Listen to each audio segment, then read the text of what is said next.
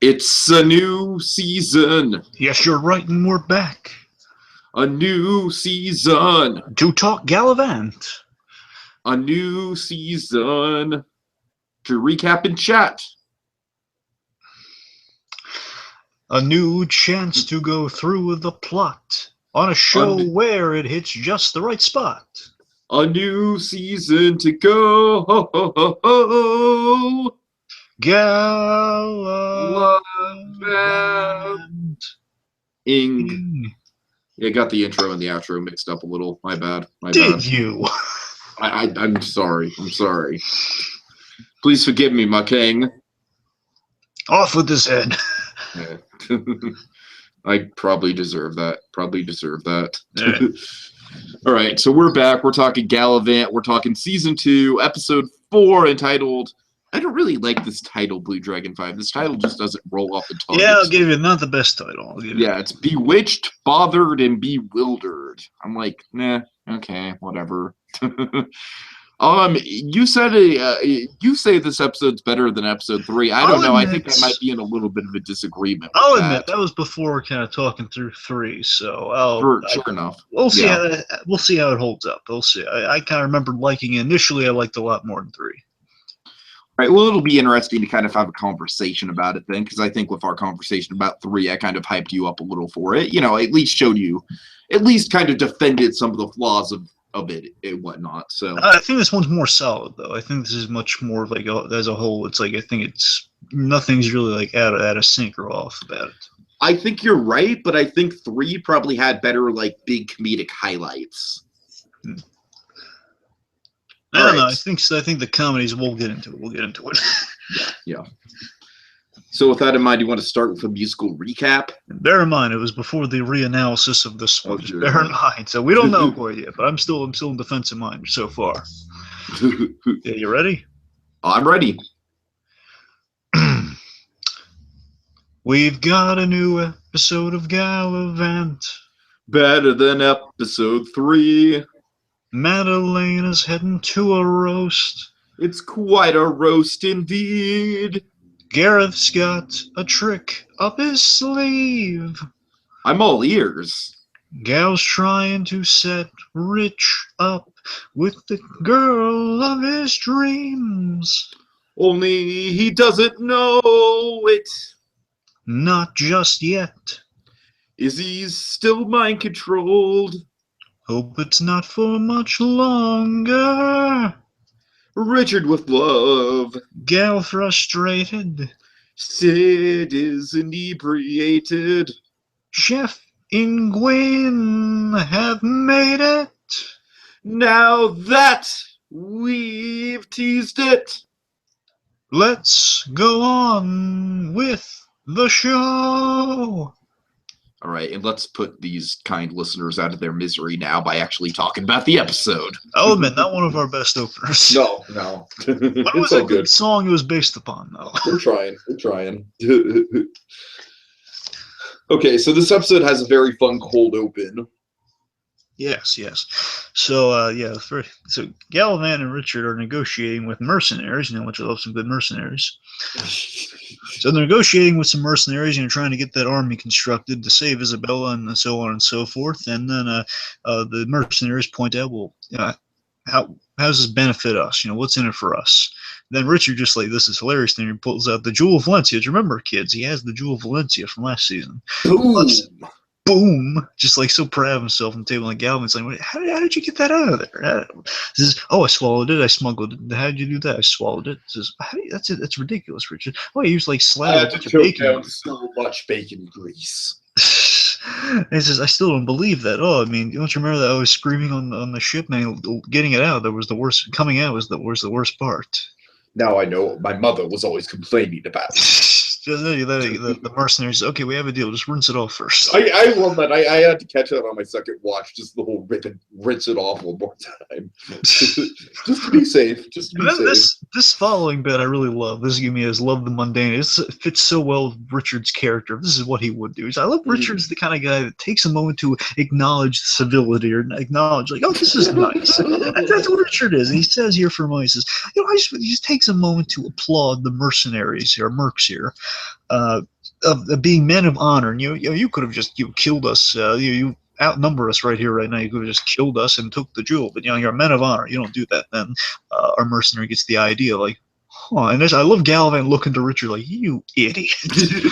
Just like he knows, like, oh boy. Then we off screen a battle is taking place and they're fleeing. Mm-hmm. And then we get this really awesome battle taking place of This Roberta. might be probably the most impressive fight scene of the show so far, I'd wager to say. So far, yeah, because usually it's not really fight focused. Right, that's what I'm saying. That's what I'm saying. Yeah, so basically, Roberta is fighting alongside Galavant, and Richard's kind of going to the horses, and she like calls him. I want to say she calls him Pop Up. Is that right? Something like that. Yeah. It's like I want to say it's Pop Up, but it's kind of weird. But I don't. That's all I can really hear. And every time I rewound it, so I heard Pop Up. And then so Richard takes notice of this thing. Wait a minute, Pop Up. He says, no one's ever called me that since, and he recognizes Roberta. Roberta, basically, is it Roberta Steingas? And she says, yes. He says, oh, you. And basically, it's his child. He realizes, oh, it's the same Roberta Steinglass. I don't know why I'm saying Steinglass. It's Steingas. I think it's Steingas. Yeah, it's Steingas. I just keep saying glass. Yeah. It's like the whole Galavant. It's like the whole, the Gotham thing with Galavant. Oh, God. Galavant. It's the weirdest thing. Oh, I am Galavant, and I am going to take this season from Galavant. I just want to see James Frain on this show so much. Anyway, so Roberta is Steingas. I'm sorry, Galavant, but I actually have a copyright on the name Galavant. And then he stabs him in the neck. You see, the T in Galavant is silent. Okay, anyway. But don't worry, Galavant will come back at the hands of Hugo Strange. No, just no. Just imagining a season arc where Galavant actually does cross over into Gotham and then comes back. You see, there's a guy with a giant executioner's hood. He unveils it to reveal B.D. Wong. Oh my God. Surprise! See, just like King Richard from the previous. I can travel through time. Look at me. And he delivers it just like King Richard did, saying, surprise! Okay, anyway, so B.D. Wong aside, back to the plot. So, it's revealed to be Roberta Steingas, who was Richard's childhood friend, and he tells Galavant this in the midst of battle, which I love just the location of this. Oh, Gal, you'll never guess who we're traveling with. It's Roberta Steinglass. Yeah, see, now you're doing it. I know, now I'm doing it. Damn it. Steingas. Steingas. We'll try, folks. I just got in the habit of calling Gwen by her right name, so apparently it's Gween. It's Gween? It's like Gwen, but like with an I. It's like Gwen. That's Gwen. gonna be tough for me. Just like I guess Gwen. It's not Gwyn. I don't want to say Gwen. It's Gwen. Like like Win. Right. Anyway, so he tells Galavant this in the midst of battle. She was one of the kids that my parents hired to play with me. I mean, she was 7 and I was 13, and I just wanted to work, and might explain the pop-up thing, because he's a little older than her, obviously. But then again, at that age, it's still a little too close for that, regardless. Anyways, and then you get this awesome bit from the trailers, which still is really awesome. Knife is like thrown right at Richard's head, but Galavant catches it, and they realize, oh, yeah, maybe we should talk about this later. Just, oh my God, it's such a cool bit, Galavant catching that knife. It's such a buddy comedy moment. Okay, you don't appreciate appreciate and Eddie Murphy, It's like it just works. I know you're off on the whole Isabel thing, but you don't appreciate this whole sight gag of Harry dancing with Isabella on the back of the jester. Well, we're not there yet, Tiki. Yeah, we are, pretty much. Galavant reminds Richard to stay focused, but praises him for the jewel, and of course there's bits in there before that. We're not there yet. I'm sorry. It's been a long day. Don't give me the long day. It's every day's a long day. Don't give me that. Yeah, you're right. Every day is a long day. You've used your long day excuse, all right? It's out. You need to recharge it. We're gonna have some fun with Agent Carter, but that's an off-air discussion. I'm not looking forward to that discussion, but on to this. Probably not. So on to this. Let's see. So Galavant reminds Richard, after they get out of there, after like the whole, we'll talk about this later. Galavant reminds Richard, okay, you need to focus, but I'm proud of you for it was a good move with the jewels, and then you threw your butt. And then I love Roberta's reaction to that, by the way. I love her like, what? Just, as like Richard mentions, the butt, yeah. Then he says, but look, from this point forward, we can't have any mistakes. This is our key to an army, and saving Isabella's life. Oh, how she must be suffering. And then we cut to Isabella dancing with Prince Harry, and Harry's just strapped to I almost said the Joker, to the Jester's back. You see what happens to the Jester, very Jack Nicholson style. He pulls out a hanky and he wipes off the flesh makeup to reveal a white face underneath. Surprise! Actually, no, he does it like this. Surprise! Yes, I love the way he says surprise. Anyway, yeah, so Harry's in a harness. I think that's the most pathetic thing I've ever seen. It's like Lord Farquaad from Shrek, it's like... I just think it's a fun little sight gag. I don't know, again, this kid's still... I'm still very wary of this kid. I'm more wary about Wormwood than I am with this kid at this point. I'm saying Wormwood's not even on the board for me. I just don't care about him. The kid's like, I don't know, this kid he's rubbing it. I'm worried about this kid crippling the season. All right. But I'm worried more about Wormwood in that regard, I guess, in that regard. Mm-hmm. Point is, yeah, I'll admit it's kind of funny, but kind of just pathetic. Like, it's like no one sees it as a bad idea. No one literally has to strap the kid to it. Again, he's an 11-year-old kid. He seems like a 7-year-old, but that's not important. But I do love how desperate the Jester is. He's just like, well, my lady, I'm a prop comic. I'm not a dancer. Yeah. Then it's snacky time, and then again, it's showing you how young this kid is playing it. Again, really regardless if the kid's 11 or not, he's just playing it so young. He's like unclips himself and he runs towards the snack table. That is not something a normal 11-year-old would probably do. I don't know. That's what I'm saying. It just really strikes me as he's really too young. I don't know what it is about. I hear you. Anyways, then Gwen, she asks, she's the smart one there. I like this with Gwen. She's asking, what's up? She's Isabella, you're a little off there. And I love how she's noticing the physical traits. She's like, she's the smart one in this episode, in this season. I really love that. She's noticing, your pupils spun around and the tiara is glowing.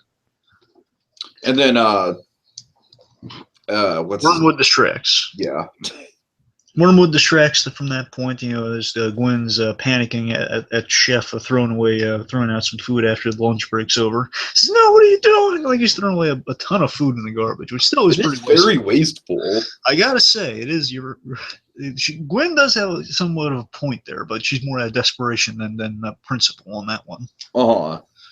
Anyway, then the chef informs her, not to worry. I mean, they're big pimping right now. We are officially big pimping. I'll admit, if it was any other character, I'd have issues with that line, but because it's the chef, I'll forgive it. Fair because enough, it sounds just right coming from him, just him saying, "We're officially big pimping." It's like the most he's so happy about it. He's just okay, I can buy that. Mm-hmm. Okay, anyway, then we have the musical number that we probably butchered at the beginning of this video.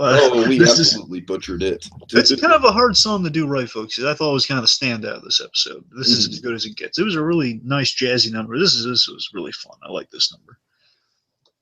He basically it's basically kind of like a callback to the season 1 song that these two had. Oh yes, you're right. Sorry, I thought you said episode 1. You're right, season 1, yeah. No, you know the song I'm talking about, where they're just saying about how, this is as good as life's going to get for us. Yes. Now it's like they're moving up in the world, and it's like the comedy of it is that they're moving up, and it's still not great, It's I mean, they're moving up to middle class, essentially. They're sleeping on benches. It's practically rodent-free, which doesn't mean it's not rodent-free. Well, like the line of the thing here is they say... Come play with us, Riley. Anyway... Okay, the point is, they're living the high life, yet they're still, it's still medieval times essentially. So it's not really the best of places because they mention they have burlap sheets, they got the leeches, and basically they said this line kind of the most fancy kind of bed bugs. Yes, and this line kind of summarizes where they're at right now. The whole song says part of the upper lower class. They are part of the upper lower class. Still, they're low class, but they're in a nicer place now. Right. So they have rights to the best of crap in the kingdom. Yeah, so it is a good number for them. It kind of shows how much they've grown since season 1. And by the end of it, it's a really jazzy number. We're not doing it justice. We try to do a little bit of that towards the beginning there, but just I love the build to it. It's like it's gonna be, you know. So I love the raise of it towards the end there. You know, it's like into this. I love Gwen's high note by the end of it. I really love that. It's like it has such an energy to it. It's really nice and it's such a clever song too. Saying, well, yeah, we're in the upper class, we're still living the lower class life. And then at the very end, the olive drops, and there's that awkward silence, and then the chef's like, "Yeah, go ahead, pick it up. I know it's driving you crazy." It's showing the chef's a little more adaptable than Gwen. Gwen is still like she's still kind of not used to the change. Sure. Meanwhile, we got Madalena picking earrings between diamond and gold for the again. I keep hearing conflicting names on these girls. I'm going to call them it's either like Falcon Mary or Falcon Berry. I'm gonna go with Falconberry. That's the thing. IMDb, cool. It's Falconberry, but in it keeps sounding like Falcon Mary. Let's go with Falconberry. Okay, Falconberry. So basically, she's getting ready for the Falconberry sisters. For their Sunday roast that they're holding in her honor, which is yay, a Sunday roast. This couldn't go wrong at all. Oh, of course not. But then, to be fair, I guess it's not tailored to her quite yet. She's like, she's invited to the Sunday roast with the popular queens of the realm, and saying, what do you think of these? They're gold. And Sid saying, well, they don't make me look poor, do they? No, because they're gold.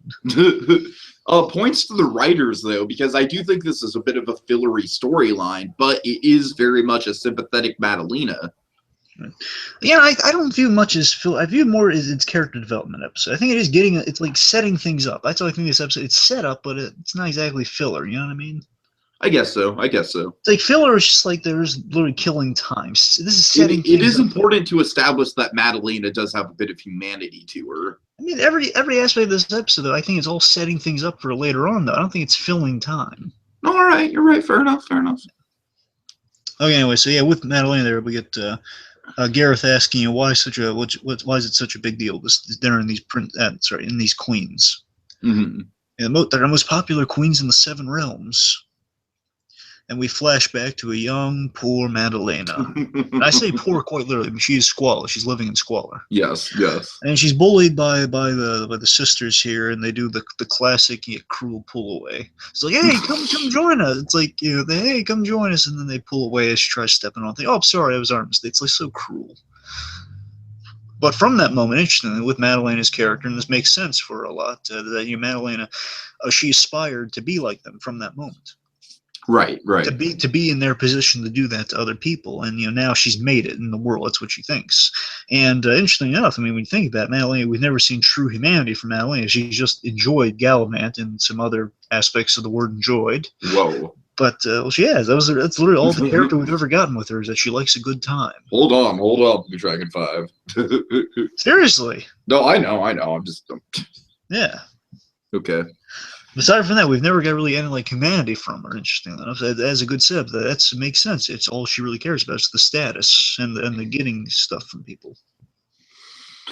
Okay. Yeah, it's a nice little kind of well-rounded episode for her. So, Richard apologizes for the screw up earlier, and he keeps apologizing for constantly screwing up. As he attempts this, he sits on the map and he says, "Oh, sorry about that." He's just pulling the map out without getting up, and he rips it. Galavant's just playing the ultimate straight man here. He suggested he go alone on the rest of the journey, and also suggests that maybe you should spend some time with Roberta. Really? Mm-hmm. Yeah, and then. Anyway, so after he's like, Galvin saying, well, I was saying just to get you out of my hair, but yeah, I'm actually thinking about it now. Yeah, why don't you? Don't you spend some time with Roberta? That is the grossest thing I've ever heard. She's like a sister to me, not even the kind of sister you marry. And if me and her went on a date, then Steve Martin would be there in his short shorts, and that would just be uncomfortable. I don't really think that one's warranted. I know. But there is a Muppet reference in I want to say it's this episode. Wait. No, I'm sorry. There's not a Muppet reference. I'm thinking it's very unrelated. If you want me to mention it real quick, go ahead. I remember it was in an extremely goofy movie. There was a Muppet reference we didn't. All right, what is it? It was the map when they're all looking in the map. It's like saying, "Oh yeah, there's a wait, Bobby, who's driving?" Right. Okay. That was the most. That was the one thing. I'm sorry. So we're really working close in sequence here, folks. Or running a little close together. Sorry. Yes. Okay. Regardless. Okay. Anyway, so yeah, she's like a sister to me. Anyway, so Galavant then gets the idea to, well, I could set you up and get you out of my hair. Yay! As he's thinking out loud for a beat there, he says, okay, he has an idea to set him up, and hey, there's this really hilarious line here. So he says, let's go out to eat. He says, let's go to a nice place, a candlelit place. So pretty much anywhere. Yeah. Yeah. Anyway. Such a funny, yeah, just taking advantage of the setting and the time period. You know, like, oh yeah, every Much anywhere at all. Very funny. I like that. Okay. So, then we have Isabella. Again, I love that's the thing. Regardless of what I feel about the story with her, I love the performance. That's the reason I'm a lot lighter on her this episode and the storyline this episode, because I think her energized and positive performance is very entertaining. Yeah, for sure. And also, it's kind of satiring kind of the stereotypes of Disney princesses in a way. Mm-hmm. You know, I really appreciate that. Again, I love the energy she brings to it. So, like, we have the name gag, which is going to accuse it off like just the dim princess of the chef pointing out, wait, wouldn't your last name still be the same if you're marrying your cousin? It says, yeah. It's the way she says yeah just cracks me up. Yeah. Again, I just love this positive performance she's bringing. It's cracking me up. I mean, we got it at the tail end of last episode. Now we're sitting with it a little bit, which makes me like it a lot more. Yeah, it's fun. So anyway, Chef's asking about Gwen and asking about like what to do. You know, how to kind of help her get through the adapting process. She suggests buy her something nice. Expenses, particularly. Yes. Anyway, so then the chef's asking about the tiara, and he's like maybe polishing it or something. Anyway, he's a little looser off center or something, whatever. He goes to straighten it, yeah. He goes to straighten it, and then he says, "Mine!" He goes for a lozenge. You see the terrified look on Chef's face. I'll go get you a lozenge for that throat. just hilarious. Again, I think Karen Davis doing a great job as the mind controlled Isabella. I'll give her that. That's what I'm saying. I love the performance on it. Yeah, for sure. Okay. So with the roast. So you know me, I love Dean Martin roast. So I know the minute this was set up, at first I was thinking it was going to be a Carrie thing because we saw the pig's head at the beginning there. So oh god. I was kind of right. It's still kind of a Carrie situation. A little bit. But again, more Dean Martin roast. Well, again, even less Dean Martin roast because it wasn't clever. It's more like current Comedy Central roast we have, actually. It's unfortunate. I prefer the old Dean Martin days, but that's just me. Anyway, so the roast is revealed to be the other kind of roast, and not just a roast to eat at, but a roast of Madalena. Very Carrie style, just very cruel comments at her, mentioning how she can't keep a man, she's a hussy. The moment of compliment, you know, after every roast, you have to compliment the host at the end of the show. It's all fun. Right. They screw that up, though. They wreck it by saying, you know, she doesn't have love, respect, or a decent pair of earrings, which is, oh, not the earrings, no. The one thing she cared about, no.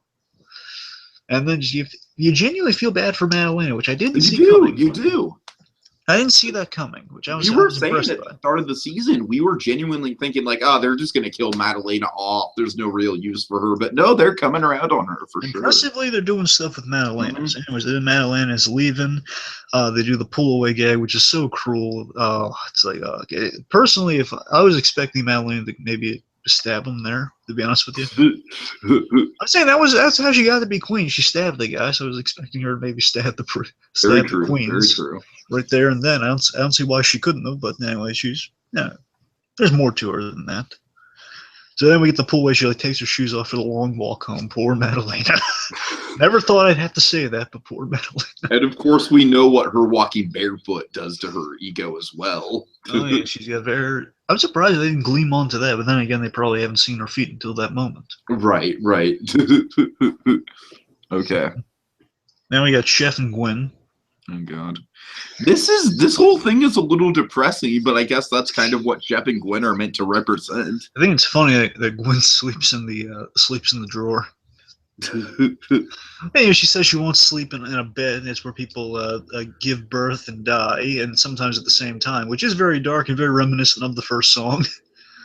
Of the first season song when they had that really dark gag of just it's all a field full of empty baby carriages. Right. Very, very eerie. So let's see. She mentioned she hasn't had a disease in weeks, and she's really freaked out about that. It is very dark, yes. Isn't that a good thing? Anyway, so she can't adapt to the high life, and she feels that they're drifting apart. So she's suggesting she's getting ready to leave, and then Chef says, "I'll pack my thing. Let me pack my things. It's really just one thing." He says, "No, you unpack right now. You can't go. You love it here." He says, "I do, but don't you realize without you, I have nothing." Which, I love Chef and Gwen, their relationship. These two. Without you, I'd be the loneliest man in the world. Yeah. But, it's a really good relationship these two have. All right. Yeah, okay, meanwhile, Galavant is setting up the evening, kind of like Bruce Campbell in Spider-Man 3. Oh, dear. Oh, dear. Oh, Bruce Campbell. Yeah, Bruce Campbell was fun to have on this show at some point. And it'd be right up his alley, because he did that. He did this show called Jack of All Trades, where he was like a swashbuckler in not medieval times, but kind of like around, like, I want to say 1700s. He looked like a patriot kind of guy. Mm-hmm. Yeah. Anyway, let's see. So Galavant is kind of setting up this whole evening with the staff of the restaurant, I guess, and he gets out of there by having like a crow message, like a phone call in the middle of the restaurant. So he gets out of there. I love this gag. I think there's so many funny gags here. So he gives Richard a rose, and Richard's like, "Oh," and he says, "No, give it to her." It's like, really, I just love that Richard's like so appreciative of the rose. Galavant, right. Galavant give me a rose. Like, no, you idiot. Anyway, so. Richard's trying to make conversation, like his old buddies are across the table, and says, "Oh, I can still fit my whole fist in my mouth." And as he does, just off screen, we don't see him do that. I just love it's mentioned he's getting ready to do it, and then Galavant's like, "Oh, Richard, do I have to do everything?" And then I love this shot. It's Galavant just like snapping his fingers, practically like getting everyone in position and ready for the mariachi band. Anyway, so then violin, irritating little hordes. No, we could go without those. Very fun. Anyway, so then he's dressed like the lead mariachi guy, and then the song takes place, the musical number. Mm-hmm. It's called Serenade, but it's the dating advice. So Galavant giving Richard dating advice, which it's ambiguous whether or not Richard can understand him or not. I guess so. Yeah. But that's the point of the musical numbers. They're a little ambiguous like that.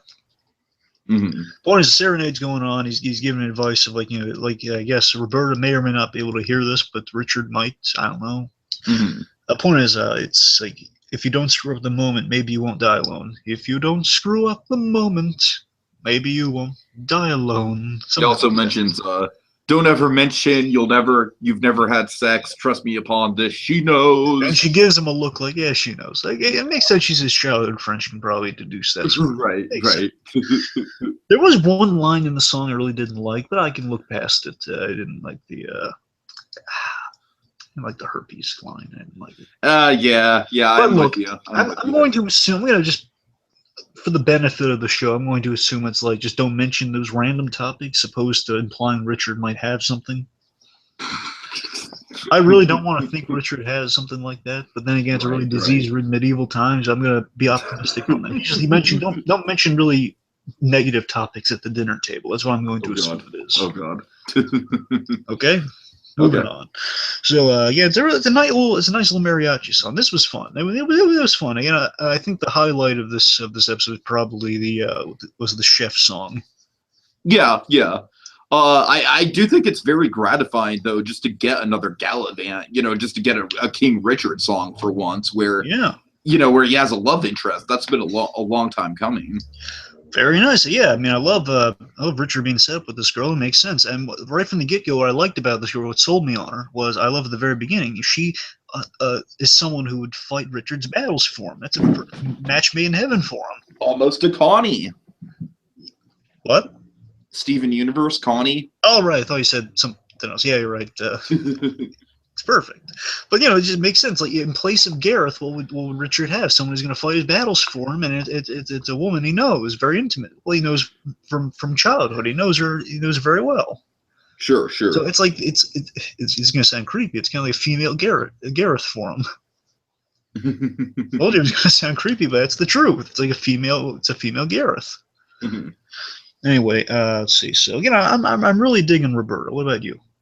No, I like her so far. It's definitely a good dynamic they have going on. I think she fits well into the trio with Galavant and Richard. So I'm just, like I said, I just think it's nice that Richard finally has a love interest. Yeah, very nice. Good for Richard. Maybe he'll walk through that flower field. Oh God. Oh God. Okay, let's see. So don't screw at the moment. You won't die alone. She probably knows it. Again, it's really well sung, well kind of played song, I think. Let's see. She knows Richard's inexperienced. Richard's about to initiate, just kind of speaks, saying, Roberta, I was thinking. And then she says, you're on fire? No, no, no, no. And then says, no, no, you're on fire. And you see his beard is caught on fire. And then the song goes on. It's like, don't begin screaming. You'll blow the whole moon. Then he's panicking, as you would if you were on fire. Oh yeah, oh yeah. So he's justified in that. And then Galavant just looks exhausted, or like ugh, like this evening could have gone much better. It's like exacerbated on the table. Going, ugh, just like, maybe you won't die alone. Very funny, I thought. Yeah. Again, it calls back the whole candlelit gag. Like we mentioned, it has to be a candlelit restaurant, so it's Galavant. Darn it! It's Galavant's own fault. Exactly. Sorry, the name thing, folks. Sorry. No, don't worry about it. Don't worry about it. We've been pretty good this season with it, though. I think that's like the few Galavant slip-ups. Hello, Galavant. My name is Theo Galavant, and I am here to take your name. See, and randomly, there's going to be a point in the show where Ben McKenzie is going to appear and just punch our Galavant. Saying, what gives? Oh, sorry, wrong one. Oh my God. Harvey, you gave me bad directions. I didn't know, Jim. Then Richard's going to say, who was that guy? It doesn't matter. All right. Okay. Okay, so I guess this is where the point where Roberta and Richard are kind of laughing about the idea that Galavant was trying to set them up. Yeah, like Richard's confirming, I know what you were doing. You were trying to fix us up, weren't you? He says, yeah, I knew it. And then is mentioning the idea. It was like, oh, how ridiculous. It was such a gross idea, right, Roberta? And says, yeah, disgusting. All right. I love that she's starting to get offended by disgusting. Right. Anyway, so we're starting to get a sense, and this is really sweet, and I'm kind of liking this direction. You're getting a sense of Roberta definitely wants more in their relationship than friendship. You get an idea of that. She has feelings for Richard. And, but, she's a comedy trying to save some face by saying, oh, yeah, gross idea. Right. Anyway, so Galavant establishes, okay, we're going to, I heard in the forest there's some giants. We're going to go to the forest, look for those giants, and maybe recruit them to help us out. Oh boy. So we're back where we started? Yep, back where we started. Nothing has changed. And then, Roberta's repeating, nothing has changed. Poor Roberta. Dun, dun, dun, dun, dun, dun, dun, dun. Okay, so that whole music aside, Sid and Gareth have a hilarious bit in this episode. Probably one of the funniest bits in the whole episode. Cracked me up. Again, they're not really heavy in the episode. When they appear, my God, it's hysterical. Yeah. Again, Richard and Galavant are such a pair, but these two, Sid and Gareth, are another hysterical pair. So apparently, to kill time through the whole episode, Madalena has been at her little roast. They're playing a drinking guessing game. So it's the old game where you have the card of like who. It's like Guess Who, but I guess with alcohol. Mm-hmm. You have like a card on top of your head, and the other person has to give you a hint so you can guess who you are. So they've been at it for a while, and the Sid, he's starting to get schlockered as he passes out as he gives the right answer. Am I King Arthur? And then he passes it. Yeah, you are. Anyway, Madalena's saying, this is what you do the whole day? Well, no, I'm I'm so bad. In his defense, he's only had one drink. Oh, by the way, the guy on Gareth's head, he's like King Charles, like Charles the Great. Mm-hmm. But it's spelled like it's like the long form of the name, like Charles Magoon or Magoon, something like that. Anyway, not important. Madalena, she's hiding her pain, saying, "Well, if you were in high society, what the roast is like." He's asking, "What happened to you?" Well, it was nothing. Mm-hmm. Anyway, so she breaks into a nice song. Again, I think all the songs in this episode are pretty solid. They're solid. I think they're much more on the money than the last episode. So again, the Richard song is the only highlight of the last episode, in my opinion. Mm-hmm. So she goes in the song. This is a moving song. She goes into what am I feeling? Yeah, and it's weird to even kind of say the word moving with Madalena, but you're right. Yeah. And the idea is like it's her first feeling of sadness, and the idea she's really kept her feelings sidled off. You know, it's like she really is in denial of having feelings because she's been striving to be these queenie types. Mm-hmm. Mm-hmm. And again, you gotta remember, again, her feelings really have just been of like more again, physical feelings rather than emotional feelings. And she always, throughout the season, through last season, she's always saying, "Oh, men and their emotions." That's her shtick, you know. She doesn't get why Galavant's in love with her. She doesn't really go for the true love. She goes to materialism. That makes sense. This is her first feeling, and it's one of sadness. She doesn't like feelings at first because of this. Well, Madalena, don't watch the movie Inside Out. Oh yeah, it might wreck you, man. It might do things to you. Where are the Inside Out tissues? Okay. Anyway, so Gareth observes this song as things go by. We can assume a passage of time has occurred for Gareth to pull his little magic act. But we see sadness on Roberta, like, you know, disappointed at disappointed like the situation with Richard. We see Chef and Gwen leaving Hortensia. Oh yeah. We see Sid getting sick. He's throwing up because again he's trying to imitate the town. He's trying to imitate the town drunk, I guess. Lucky bastard. So then, we got Isabel kind of breaking the mind control for a second. They're saying Galavant. Oh yeah, that was an interesting little moment right there. Galavant saying Isabella. It's like a force thing. It was totally a force thing. But then, Woodward. Tom Selleck. Oh God. Sorry, it's a Family Guy reference. No, I know what you're talking about. Anyway, so then the crown's tightened, so like the she's back on the right path of thinking there, thanks to Wormwood. Then Gareth, this is one of the sweetest bits, which might open up some new romantic potential for Madalena. Potentially. I think. I mean, I don't think it's quite as sweet as the whole like nightmare bit with Sid in the last episode, but it's sweet nonetheless. I'm not really shipping Sid yet, but I'm not. But you know what I mean. That whole bit when Gareth's like, "Oh, I think there's another one in that." It's so adorable. Gareth's like a puppy dog. Anyways. Yeah, I guess we might soon be shipping Madalena. Garalena. Well, it's Garalena. I was thinking like Galalena, which obviously be Galavant, which would sound off. But yeah, Garalena. I could like that. Garalena. Okay. Garalena. Garalena. Anyway, so Garalena aside for a moment, what starts Garalena potentially is Gareth presents Madalena with, "I got something for you, a little present."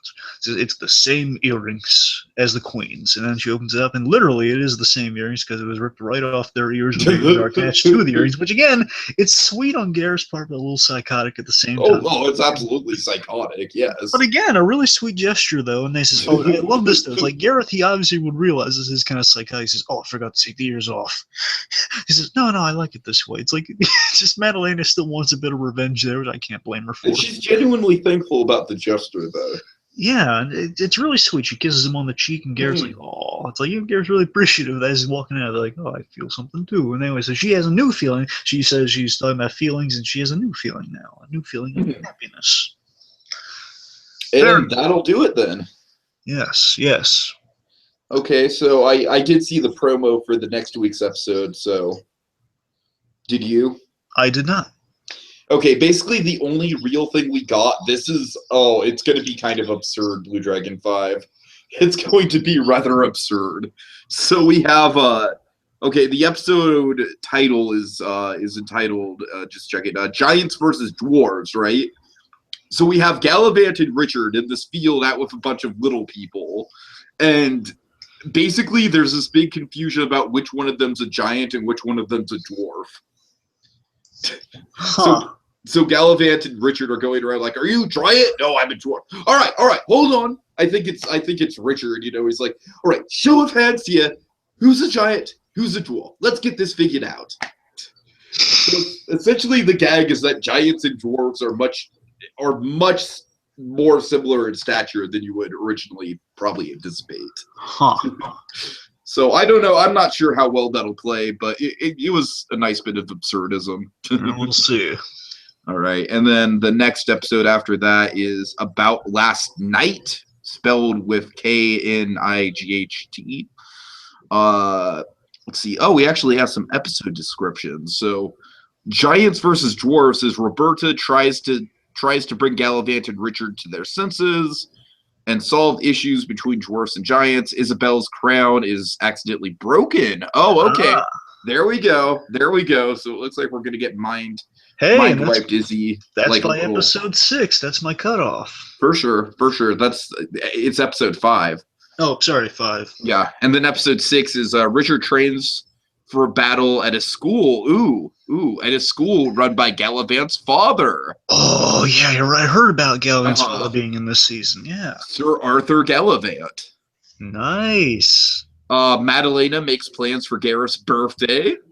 Oh, that's awesome. Is that episode 6? Yeah. Yeah. And then this also sounds kind of ominous. Sid stabs someone. Whoa. I know, right? I'm like, okay. Don't know what to think about Garrett's going to teach him how to stab a guy. Maybe. All right. Maybe it'll be like some horrific, like psychotic thing that Garrett's doing to someone, but it'll be framed in like, an adorable like bonding moment. Like, all right, mate, you just gotta stick the knife right up there in the gut. Because I'm scared to you, Garrett. I'm scared.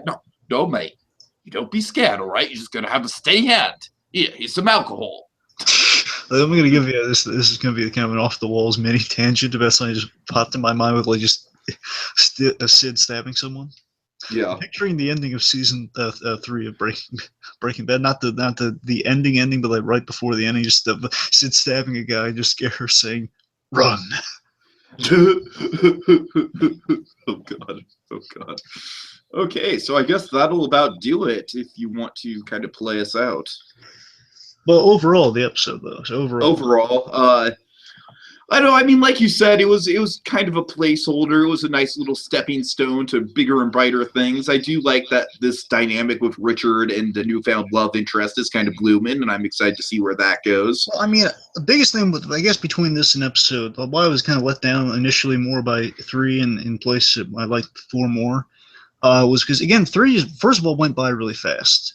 Because there's not a lot of plot to that one. There's really not a lot of plot. It's just, okay, Richard has lost his kingdom, and Isabel gets mind control in a very stupid way. So I mean, those are the 2 big plot elements of that episode. Sure. I mean, the Garrett stuff was hilarious, yeah, but the Garrett stuff kind of just elevated it for me. I don't know. That's the thing. I mean, that's the problem. It's like 3 just went by that fast without that. It wasn't as satisfying. It was like just a place that we needed to go with the whole Richard's lost his kingdom. But again, reanalyzing it, the place we're getting Richard at is more interesting. I'll give you that. I like the place we're taking Richard, but still getting there is like taking up half the episode though, and the other half, like at least like 25% of that remaining half, is all the Isabella stuff, which is killing the episode for me. So again, I think we get more out of 4 than we do 3, and all the stuff in 4 is solid and still moving us in a direction. It's giving us some new stuff, and I think 4 is a much more solid episode. It has 3 good songs in it. It's got a lot of laughs. It's got some interesting. Roberta's introduced. She's fleshed out a bit, as is Madalena, big time. Mm-hmm. I'm saying I think 4 is going in the direction I wanted 3 to go in. Yeah, I hear you. Anyway, okay. Like I can't really think of any negative things from 4. So I got nothing really negative about 4. No, I don't either. I think it was solid. Yeah. Anyway, I liked 4 a lot more than 3, and I think 4 again with these episode descriptions you're getting is showing a lot more promise. So I'm a lot more looking forward because I was worried with 3. 3 made me worried for the Isabella stuff this season. Yeah, it seems like Isabella's going to at least temporarily be out of her cursed state for episode 5. So we'll see how that plays out. The matzo ball still hanging in the room though is still if Isabella's going to get out of this, is going to realize the stupid misunderstanding with Galavant was a misunderstanding. Oh, yeah, right, yeah. That's the real question. If they can solve that by episode 6, then we're going to be off to the races. Right, I agree. So I'm giving them to get the Isabella stuff back on track by episode 6. That'll be the big tell if they can get the season up and running. Okay, and I guess that's our mission statement. So let's sing our way out of here. Okay, the only way you can escape a Galavant episode. Of course, of course. Now that's the end of this episode. That's as far as we can go for now. In this new season of music and laughs. A new season as we recap and chat. And go Galavant! Galavant! Galavant!